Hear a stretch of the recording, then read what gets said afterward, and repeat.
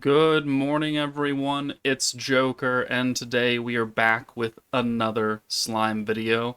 And now that the 4th anniversary has been going on for a couple of weeks now, new players have had a chance to summon and build up their teams and do some events and kind of get a grip on how the game operates.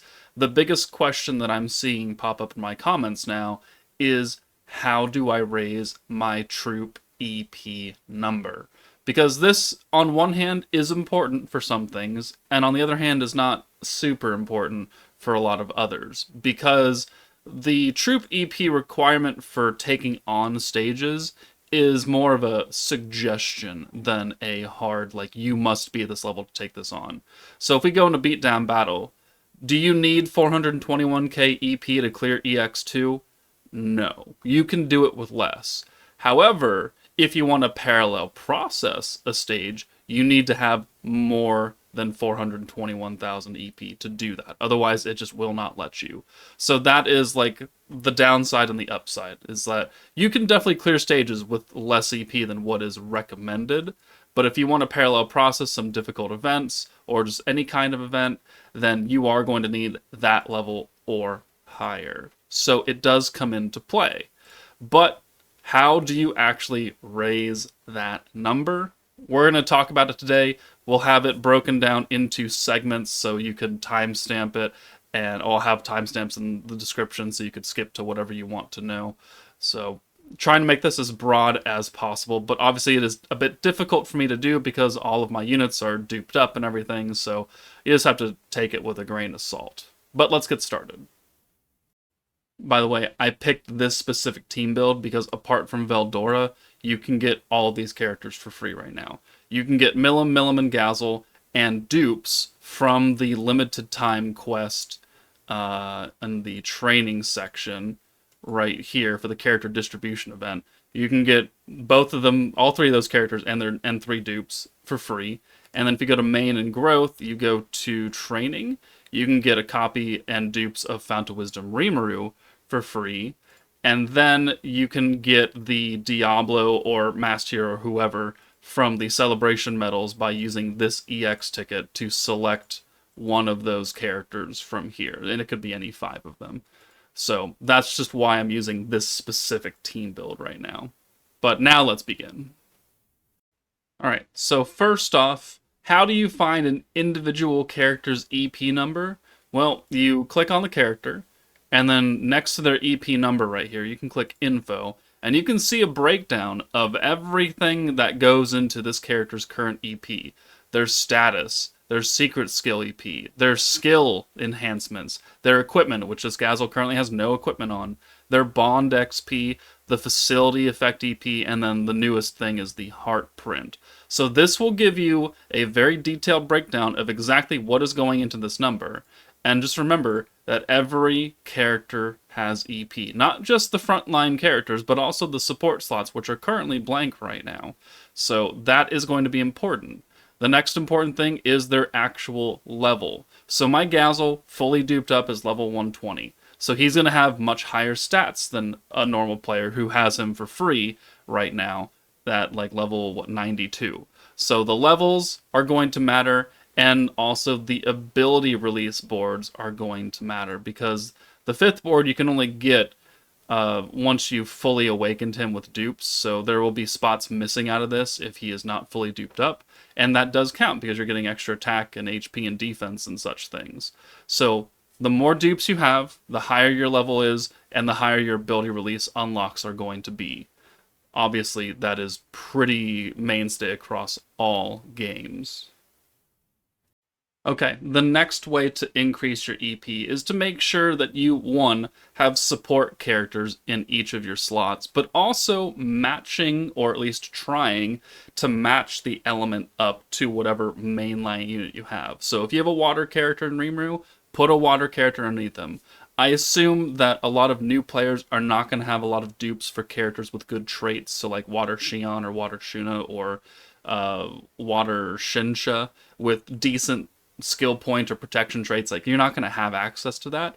So, but you could probably pull these 3-star and 4-star bitch-ass characters already And as long as you put them down there, they're going to raise your EP because they're matching an element, they're adding additional stats to these characters. And if we check out Fount of Wisdom Rimuru's ability release board, we can see that on his EX page, increases the effective same attribute boost by 3%. So you're getting an extra 3% just from supplanting a water character underneath Rimuru. And all of them are going to have that essentially.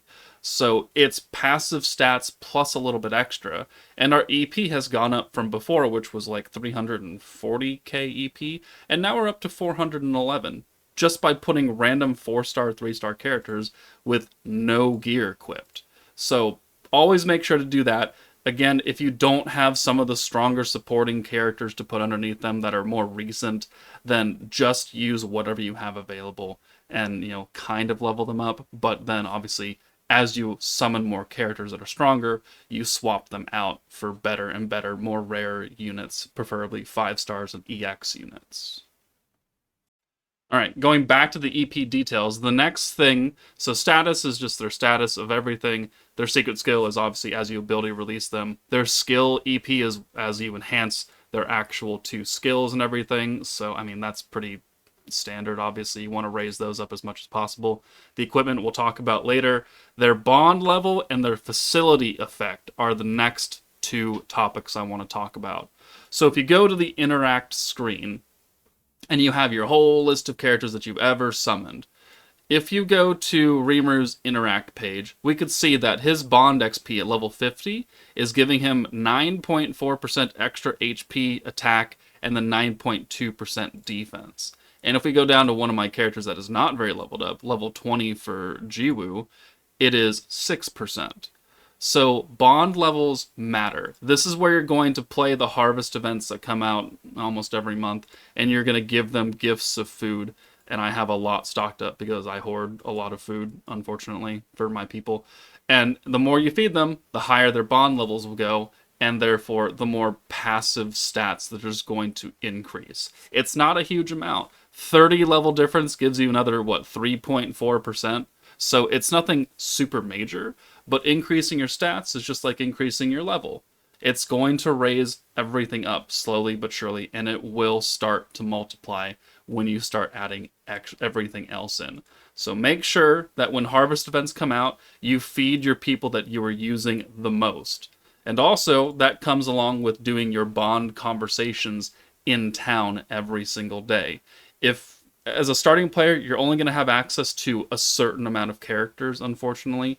As you grow your population, as you get more access to more districts, you can unlock more and more people to talk to.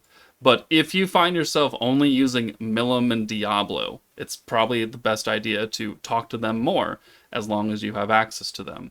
And ignoring some of those lower tier characters that just don't have units, like Grucius only has 1 unit, or Rieger, who only has 1 unit. So prioritize who you were talking to with your Bond XP conversations, and prioritize harvest events and who you are feeding using the Interact screen. All right, the next thing we've kind of touched on in the beginner's guide, but we'll just make sure it's very apparent, is as you grow your Town of Tempest, you have access to the magic device buildings. Every element plus your protection character. And these are also going to give you passive stats.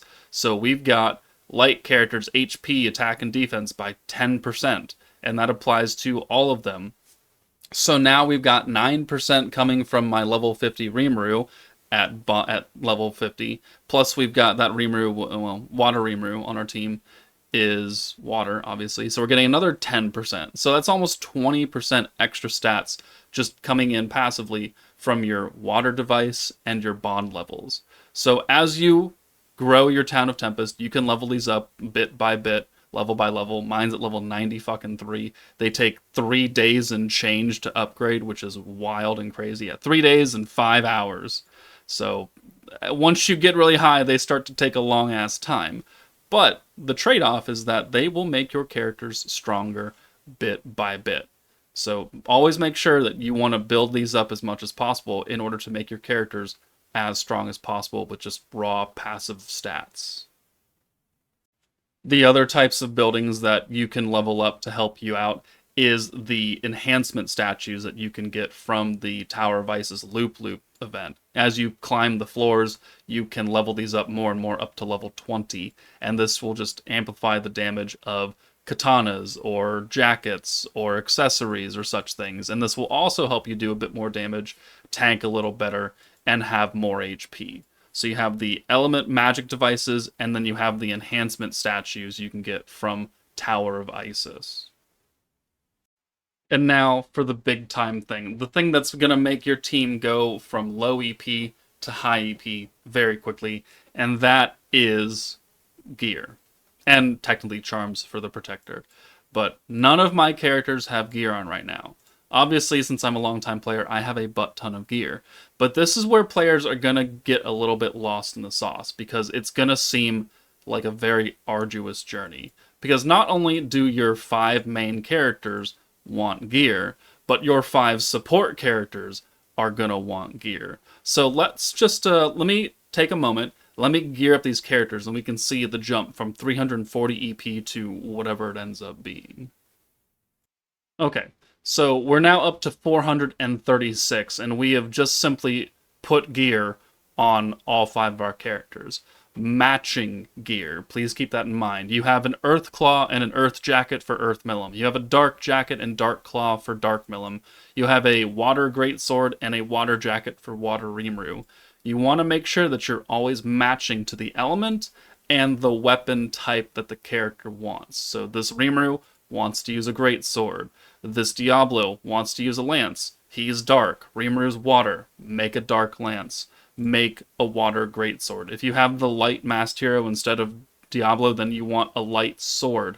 Always make sure that you are matching the specific weapon type to the character's needs and the specific element of both pieces to that character. It's okay if you're starting out and you don't have access to elemental gear yet. If you just want to use a normal jacket for whoever because it gives you just better raw stats, you can do that too. But in order to progress further along to get to mid or end game level, you're going to want to pay attention to elements and weapon types more than anything else. And again, not only for your main battle characters, but also for your support slots. So let's update that now too. Alright, and now that I've put a whole bunch of old 3-star, 4-star characters under my protection and support slots, I have fully geared them up. We are now up to 560k EP with a double S rank 7, whatever.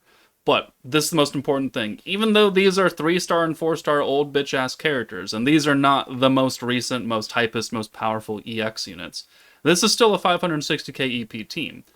This isn't the most well-built team, but it can definitely show you a nice number, and you can then start to parallel process some of those higher difficulty stages.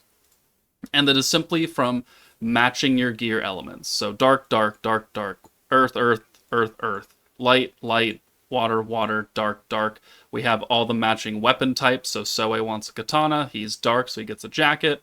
This Rimuru wants a book, and he's also water. So making sure you're matching the character types to each other, matching the weapon types to each other, and matching the elements to each other.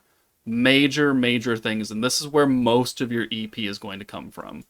And, of course, this also comes with evolving, upgrading your gear.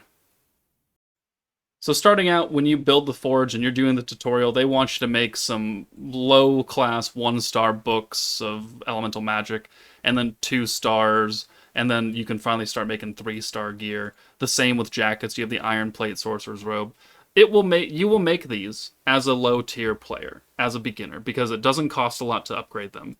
But once you have access to start building the 3-star pieces of gear using specific materials you're going to get from Conquest or Tempered Edge or the Beatdown Battle, this is what you want to make. And you want to make it for all 10 characters. The amulets, you can make them now if you want, but generally you're going to start making with like silver bracelets and large brooches, and then one of the other pieces of 3-star gear.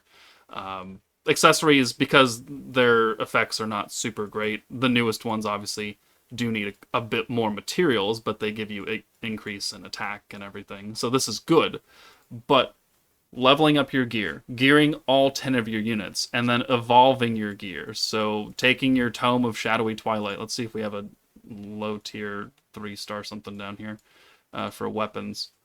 All the way down. Yeah, so like this Space Sword, level 1 out of 30. Making sure you level it up all the way up to max, and then you awaken it up to 6-star.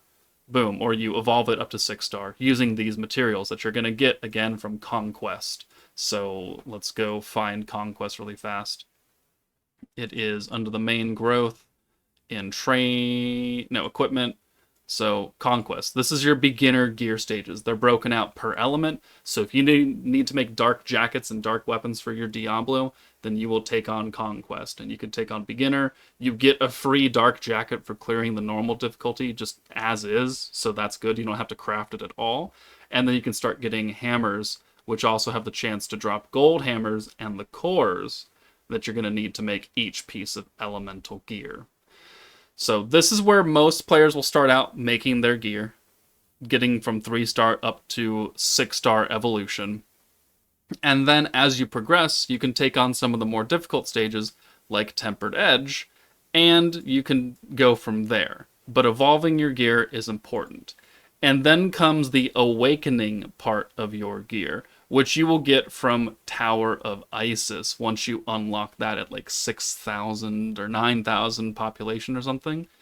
The ability to come into Tower of Isis means that you can get a lot of the awakening flames that are needed to awaken gear. Or you can do coins to buy those materials out right here. So the faint, the tiny, and the large flames. These are going to be required for you to take your 6-star gear and make it into essentially 12-star gear slowly but surely. So if we go back to Enhance and we go back down to that sword that we were talking about, let's go ahead and evolve that using those materials that we've gotten. And the stats keep going higher, which if your attack goes higher, then your character stats will go higher. And you preferably would put this against a space character who wants to use a sword. And as long as you match that up, then it'll be good. But now we have a fully leveled up 6-star sword, which is going to be good for most players going from early to mid game. That's fine.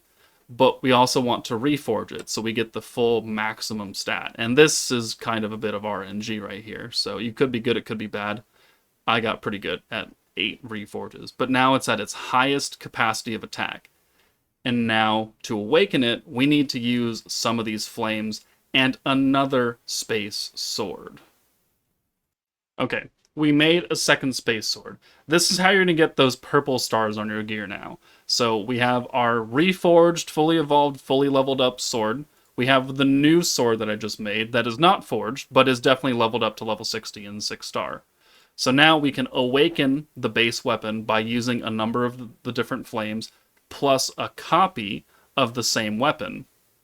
And that will take us into the awakened status where we can get another 6 stars. And this will further enhance your gear. And the process is the same for jackets and accessories. If you want to get purple stars, you got to make 2 of everything and feed one of them into each other.